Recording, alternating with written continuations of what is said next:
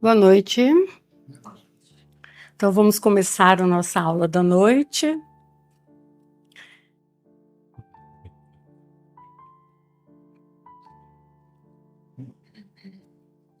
Vamos elevar nossos pensamentos para que possamos ser abençoados e intuídos pela espiritualidade maior. Eu vou fazer uma leitura rapidinha, porque nós estamos falando muito sobre o fluido vital. Já vem toda semana, toda quarta-feira, a gente vem falando sobre o fluido vital, então eu vou fazer uma leitura que vai esclarecer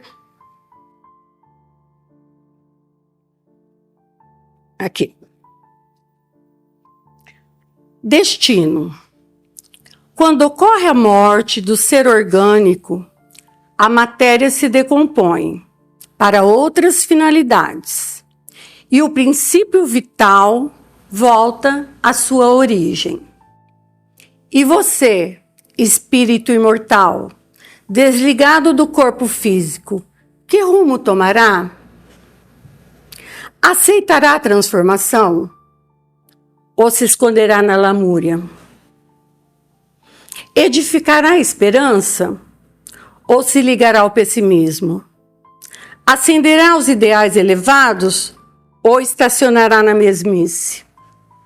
Fortalecerá a fé ou cederá à revolta? Buscará outros caminhos ou rondará o antigo ambiente? Enxergará o trabalho ou permanecerá no ócio?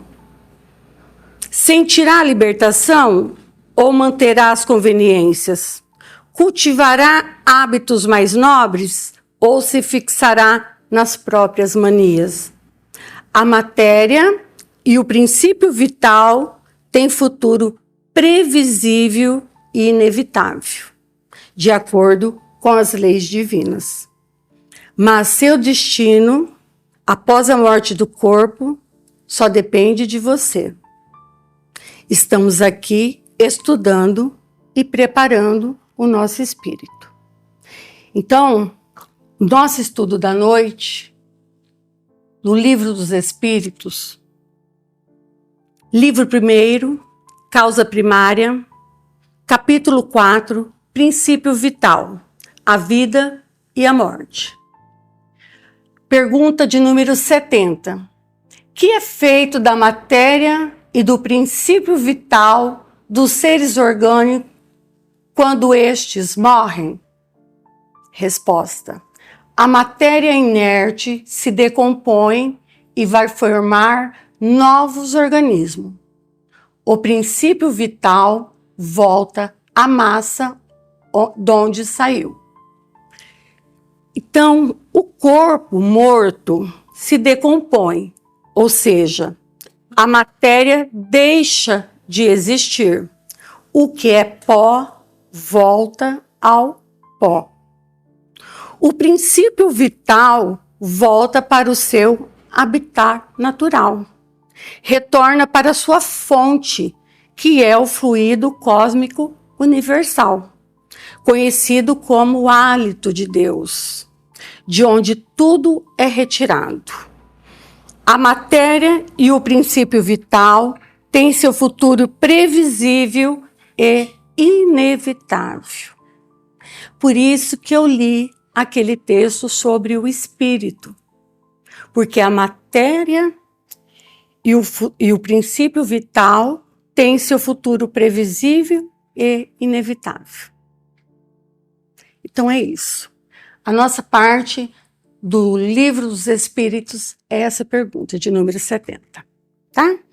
Então agora nós vamos começar o estudo, o Evangelho segundo o Espiritismo, capítulo 20, os trabalhadores da última hora. Então nós vamos iniciar um capítulo novo, tá? Hoje é o início de um novo capítulo. Pode passar, João. Item 1, Mateus, capítulo 20, versículo de 1 a 16, Instrução dos Espíritos, item 2 e 3, os últimos serão os primeiros. Constantino, Bordeaux e Henrienne, Paris, 1863. São os trabalhadores na vinha do Senhor. Parábola, os trabalhadores da última hora. Então é o seguinte, gente. Toma só um pouquinho de água. O reino dos céus é semelhante a um pai de família que saiu de madrugada a fim de assalariar trabalhadores para a sua vinha. Tendo convencionado com os trabalhadores para a vinha, saiu de novo à 3ª hora do dia e, vendo outros que se conservavam na praça sem fazer coisa alguma, disse-lhes: Ide também vós outros para a minha vinha, e vos pagarei o que for razoável. Eles foram. Saiu novamente a hora 6ª e a hora 9ª do dia, e fez o mesmo. Saindo mais uma vez a hora 1/10, encontrou ainda outros que estavam desocupados, aos quais disse: Por que permaneceis aí o dia inteiro sem trabalhar? Disseram eles, que ninguém nos assalariou. Ele então lhes disse: Ide vós também para a minha vinha. Ao cair da tarde, disse o dono da vinha, aquele que cuidava dos seus negócios: Chama os trabalhadores e paga-lhes, começando pelos últimos e indo até aos primeiros. Aproximando-se então, os que só a 10ª hora havia chegado, receberam 1 denário cada um. Vindo ao seu turno, os que tinham sido encontrados em primeiro lugar julgaram que iam receber mais, porém receberam apenas 1 denário cada um. Recebendo-o, queixaram-se ao pai de família, dizendo: Esses últimos trabalharam apenas 1 hora e lhes dá tanto quanto a nós, que suportamos o peso do dia e do calor. Mas, respondendo, disse o dono da vinha a um deles: Meu amigo, não te causo dano algum. Não convencionaste comigo receber 1 denário pelo teu dia? Toma o que te pertence e vai-te. Apraz-me a mim dar a este último tanto quanto a ti. Não me é então lícito fazer o que quero? Tens mau olho, porque sou bom? Assim, os últimos serão os primeiros, e os primeiros serão os últimos, porque muitos são os chamados e poucos os escolhidos. São Mateus, capítulo 20, versículo de 1 a 16. Então, esta é a parábola dos trabalhadores da última hora. Pode passar, João. Então, vamos entender a parábola, gente. A parábola dos trabalhadores da vinha não é de fácil interpretação. Diversos grupos de trabalhadores recebem o mesmo pagamento por períodos de trabalho totalmente diferentes. Uns trabalham o dia todo, 12 horas, das 6 às 18 horas. Outro apenas 1 hora, das 17 às 18. E todos recebem a mesma quantia. Como entender o fato de Jesus comparar o reino dos céus, onde tudo é justiça, com uma situação aparentemente injusta, a remuneração igual para trabalhos desiguais? Então, imagino que ao ouvirem essa parábola, vocês também se incomodem, achando talvez que exista realmente uma injustiça por detrás dessa parábola, né? Algo estranho. Fato de alguns terem trabalhado só algumas horas e terem recebido o mesmo tanto que os outros que trabalharam o dia todo. Parece injusto, não parece? Mas nós sabemos que para Deus não tem justiça, porque Deus é justiça. Aí que vem um dos eixos principais de reflexão da parábola. É preciso recorrer a um entendimento espiritual dessa passagem, porque a gente tem que pegar as coisas do lado espiritual. Na vida, o que vale de verdade não é a quantidade. Aqui nessa parábola, a gente vai ver a qualidade do trabalho das pessoas, dos trabalhadores da vinha. Na ação do esforço, o teor da ação, o esforço dos trabalhadores na vinha, na qualidade. Esta vinha representa a tarefa que podemos realizar no mundo para Cristo. A vinha de Jesus, tudo que vocês estão vendo ali é a vinha. Ela representa o nosso trabalho para o Cristo aqui na Terra. É isso que a gente faz, é o nosso trabalho. A vinha representa tudo isso aqui, o mundo inteiro, o planeta. É o nosso bem, é o bem servir aqui na Terra. É todo o nosso trabalho, é todo o nosso bem servir aqui na Terra. Isso representa a vinha aqui na Terra. Essa vinha representa a tarefa que podemos realizar no mundo a serviço do Cristo. Jesus tem contado com corações que se mostram mais disponíveis. Mas, às vezes, ele não acha só corações tão disponíveis. Às vezes, tem corações nem tanto disponíveis e, às vezes, tem corações bem distraídos, que se deixam levar, que quer deixar para outra encarnação. Então, a gente vai ver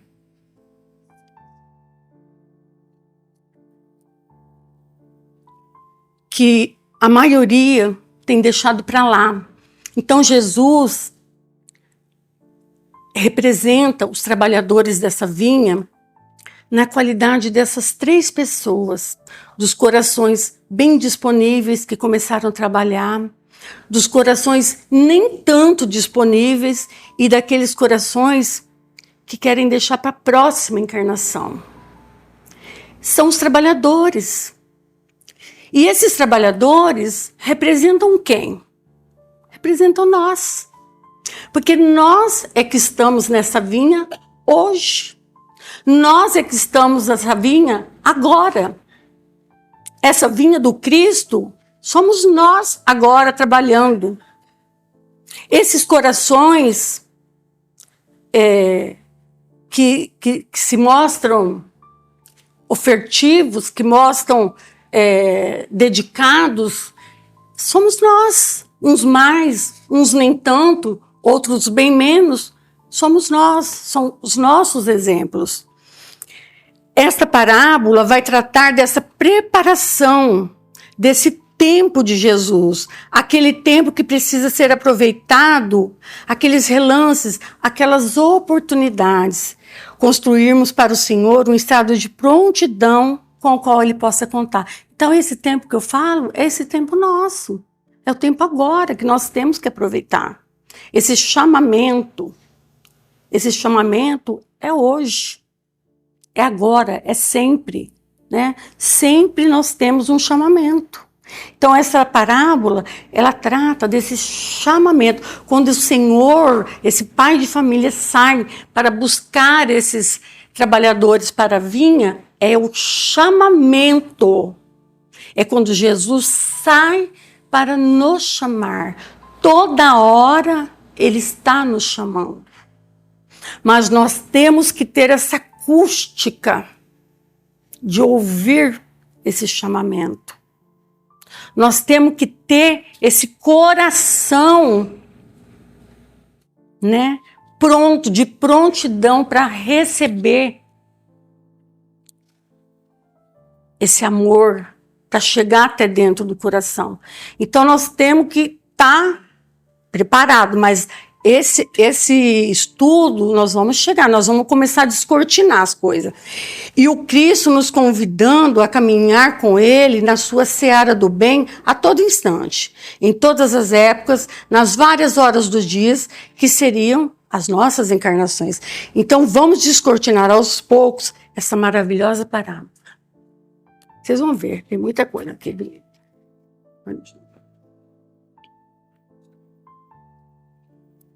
Olha lá, vamos falar então agora, vamos denominar. O pai de família é Deus. A vinha, o universo, olha lá, todo o nosso universo. Os trabalhadores são seres humanos, somos nós. O trabalho na vinha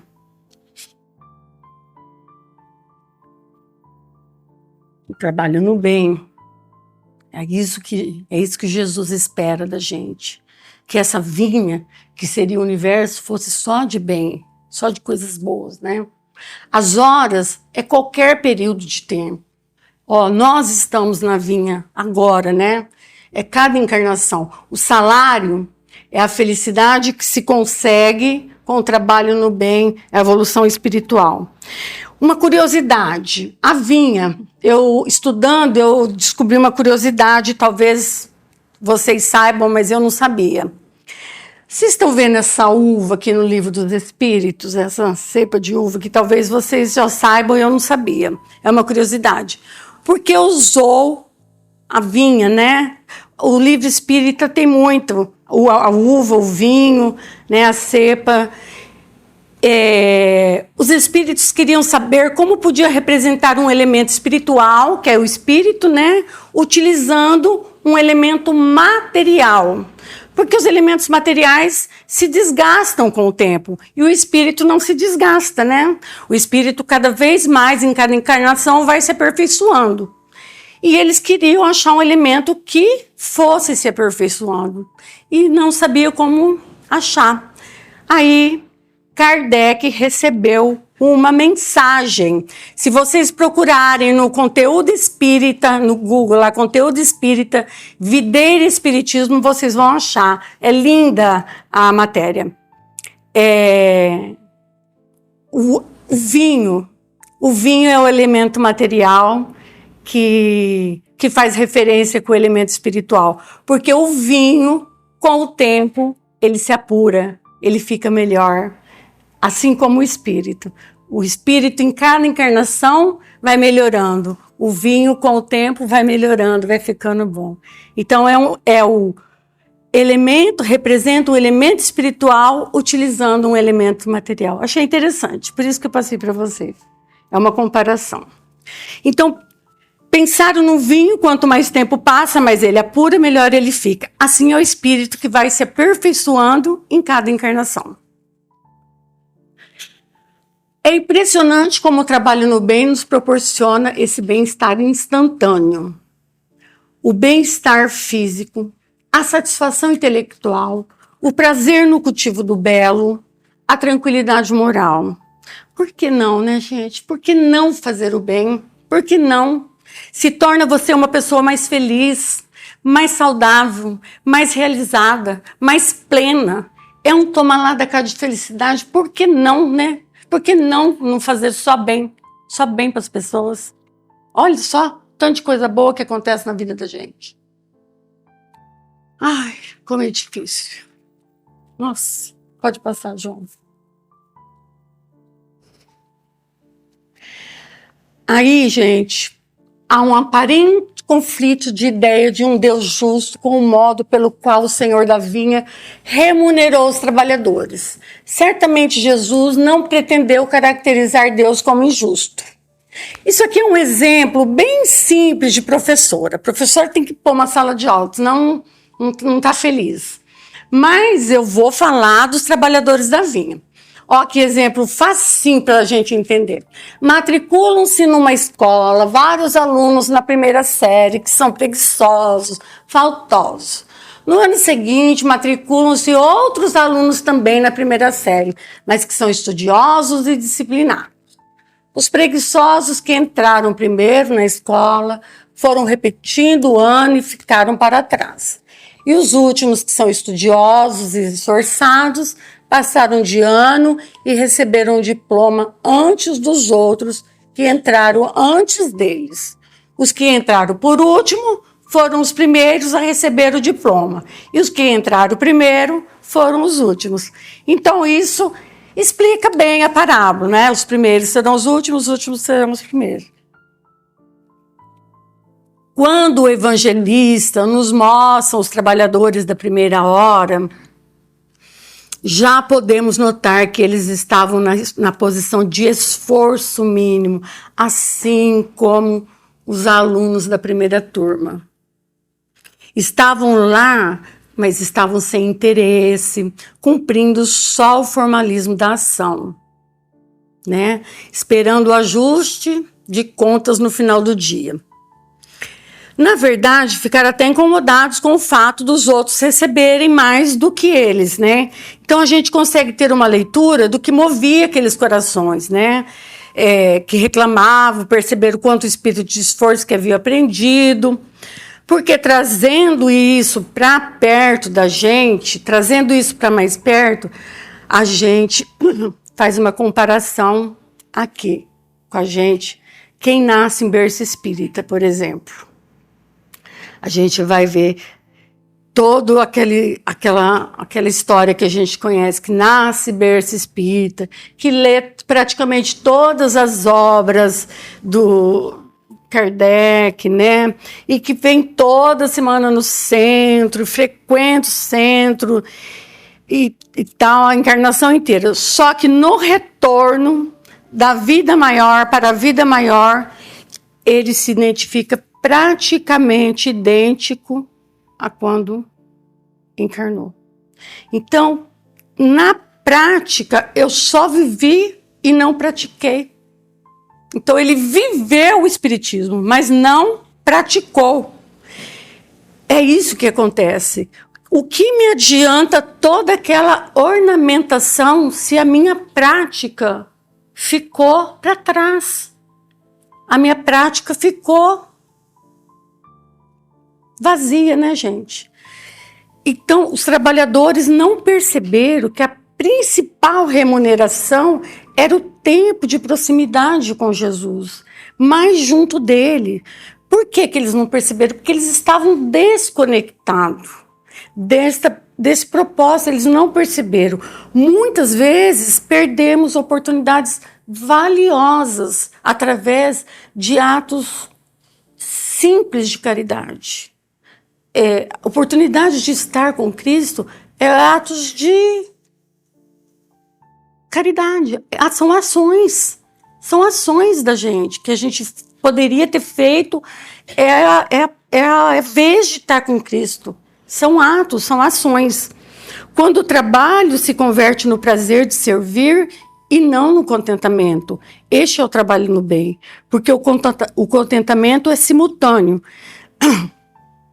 Mas assim, a gente tem lutado, a gente está persistindo, a gente está vivendo e aprendendo muito. Então eu creio que hoje que aqui estamos, né, todos nós já manifestamos, pelo menos ansiamos a presença de Deus. Sabemos que longe dele e do que ele representa, não haverá paz, nem felicidade, nem plenitude para nós sem ele, né? Já sabemos que a presença dele é muito importante na nossa vida e que todos nós, por caminhos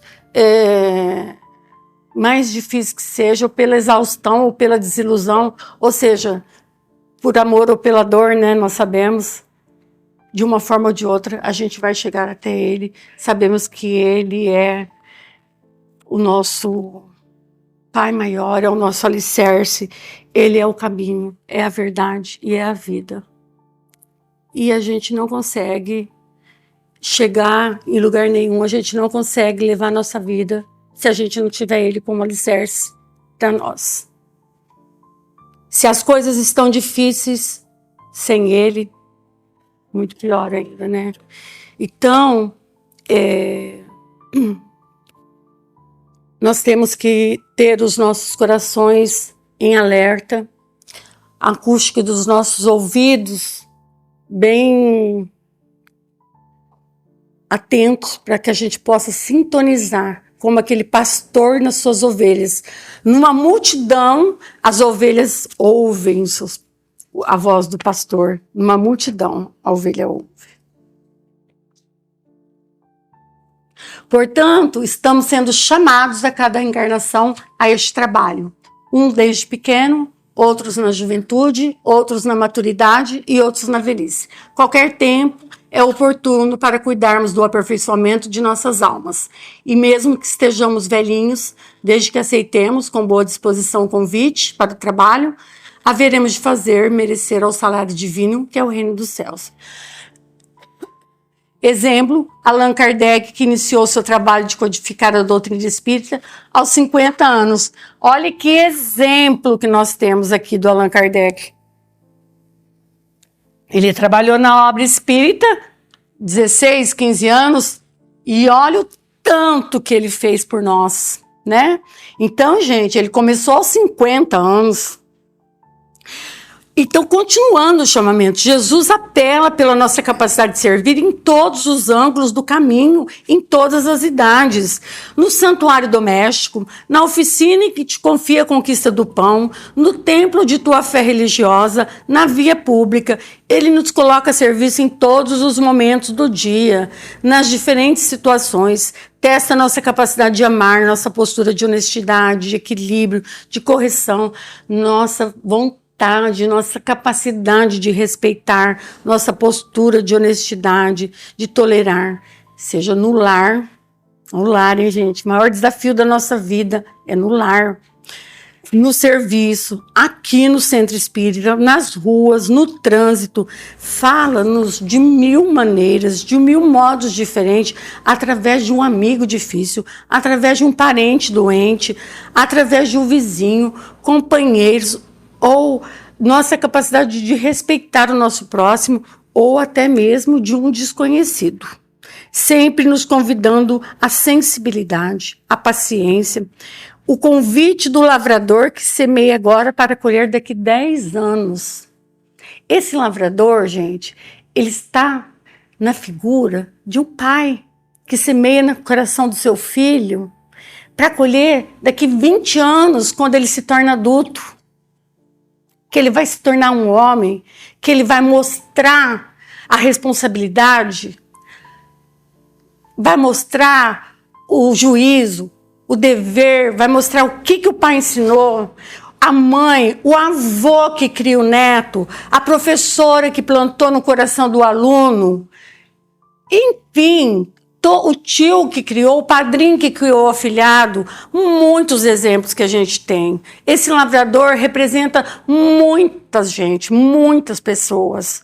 Então, gente, esse lavrador é uma figura que representa a humanidade inteira, que a gente planta, a esposa que semeia no coração do marido difícil, o marido que semeia no coração da mulher, da esposa difícil, e que vai colher daqui não sei quantos anos, mas que vai colher, e que transforma as pessoas, e que modifica, e que vai colher o amor, né? Então, esse lavrador, ele vai colher, gente. A gente tem que semear, a gente vai colher. E é isso que Jesus quer que a gente semeie. São tantos lavradores, são tantas oportunidades que Jesus nos dá. O convite da persistência no amor, aprender a considerar os outros. A dor é um convite. Aprender a considerar o outro, aprender a sentir a dor do outro. A dor do outro é que vai nos humanizando. A nossa dor vai nos humanizando também. Olha essa frase. É a calúnia que te reclama o esforço heróico do perdão com o absoluto esquecimento do mal. Ah, gente, pelo amor de Deus. É a calúnia que te reclama o esforço heróico do perdão com o absoluto esquecimento do mal. Olha só. Esqueceu aquela calúnia, esqueci, absoluto esquecimento do mal. Quantos veriam na calúnia que sofreram um convite a mais de Jesus? Quantos veriam? Aconteceu uma vez com o Chico, ele estava desanimado com a imprensa, muito desanimado. Aí chegou aquela revista Cruzeiro, querendo fazer uma entrevista com ele. Ele falou, não, não vou fazer entrevista. Insistiram. Ele acabou cedendo e ficaram por 3 dias lá com ele. E o Chico achou até que falou, vai ficar bom, tudo, foram embora. Quando saiu a matéria, Chico ficou muito desanimado, muito infeliz, com tantas inverdades. Muitas inverdades, ele ficou bastante feliz, muitas desinformações de sua tarefa, de sua missão. Ele ficou muito chateado, muito cabisbaixo, muito. Aí, Emmanuel, vendo Chico naquela tristeza, chegou nele e falou: o que aconteceu, Chico? Oi, Emmanuel, pelo amor de Deus, você não viu o que aconteceu comigo? Você não viu o que aquela revista fez? Por que você não me avisou, Emmanuel? Eu não tinha recebido essa revista, né? Ele falou: não fica assim não, Chico. Jesus foi parar na cruz, você foi parar só na Cruzeiro, que era o nome da revista. Você foi parar só na Cruzeiro. Então, depois que o Chico ouviu isso, né, de Emmanuel, o Chico entendeu que é a calúnia que te reclama o esforço heróico do perdão com absoluto esquecimento do mal. Quantos veriam na calúnia, né, que sofreram um convite a mais de Jesus? Então, Chico resolveu, Jesus perdoou, né? É um convite a mais de Jesus. O primeiro aspecto é construirmos essa percepção como as ovelhas que ouvem o chamado do seu pastor. Como que essas ovelhas ouvem? Pela convivência, pela intimidade. Como que se ganha uma intimidade com Cristo? No estudo evangélico. É um dos pilares desse fundamento, que conversamos com Jesus, sentimos mais juntos de nós sua presença. Na oração, abre nossos canais perceptíveis, facilitando essa compreensão com a captação dos nossos convites. E em especial é o serviço no bem. Certa feita, Humberto de Campos, no seu livro Cavaleiro de Ansorval, mencionou uma passagem de Jesus que disse o seguinte: quem me procura no serviço ao semelhante, mais cedo me encontra. Olha que lindeza, gente. Quem me procura no serviço ao semelhante, mais cedo me encontra. Lógico, não tem dúvida. Este é o primeiro passo que gostaria de dizer, que é o chamamento. Então, esse foi o chamamento de Jesus. Agora precisa se debruçar sobre a aparente justiça, que é rápido agora.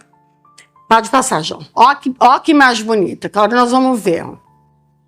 Vinde a mim, eis o convite, basta que digamos: eis-me aqui, Senhor. Temos que estar atentos. Recorrendo a Constantino, o obreiro da última hora tem o direito ao salário, mas é preciso que a sua boa vontade o haja conservada à disposição daquele que o tinha de empregar e que o seu retardamento não seja fruto da preguiça ou da má vontade. Tem ele direito ao salário, porque desde a alvorada esperava com impaciência aquele que, por fim, o chamaria para o trabalho laborioso, apenas lhe faltava o labor. É duro um pai de família também ficar o dia inteiro esperando um serviço, gente. Quem tem as barriguinhas vazias lá em casa esperando, é duro. E o serviço não chega, é duro. O obreiro da última hora esperava ansioso pelo trabalho, para o sustento da família. Angustiado, passou o dia todo clamando pela misericórdia divina. E quando são convocados na última hora, vão com devoção, encantamento, abnegação, realizar, efetuar tal transformação que a retribuição deveria ser igual materialmente falando, mas espiritualmente angariaram mais, porque entenderam a finalidade do trabalho, que além dos resultados materiais, o principal ativo, o principal retorno são contentamentos espirituais que ele proporciona. Então, eles tiveram sua obra muito bem servida. Eles fizeram muito bem. Isso nos faz lembrar uma mensagem de Emmanuel, que cria uma chave de entendimento central para essa parábola. No livro Pensamento e Vida, capítulo 7, Emmanuel tem uma mensagem intitulada Trabalho, em que ele nos diz assim: agir por agir não vale. Não vale. Porque até as regiões espirituais mais sombrias estão repletas de ações. Vocês já pararam para pensar nisso? Que até as regiões sombrias estão repletas de ações? que às vezes aqueles que trabalham contra o Cristo trabalham mais do que nós, quantitativamente. Então, gente, a gente tem que pensar o que visa essas ações. O que está visando as ações? Trabalho-ação? Trabalho-serviço? O trabalho-ação transforma o meio. O trabalho-serviço transforma a mim. O trabalho-ação transforma o meio. O trabalho-serviço transforma o trabalhador. Às vezes, passamos uma encarnação inteira de trabalhação e não nos transformamos. Transformamos o meio e não nos transformamos. Continuamos o mesmo. Então, concluindo o trabalhador da última hora, uma hora bem vivida com Cristo pode valer mais do que uma encarnação inteira de convencionalismo exterior. Aquele trabalhador, ele viveu uma hora bem vivida com Cristo. Bem vivida.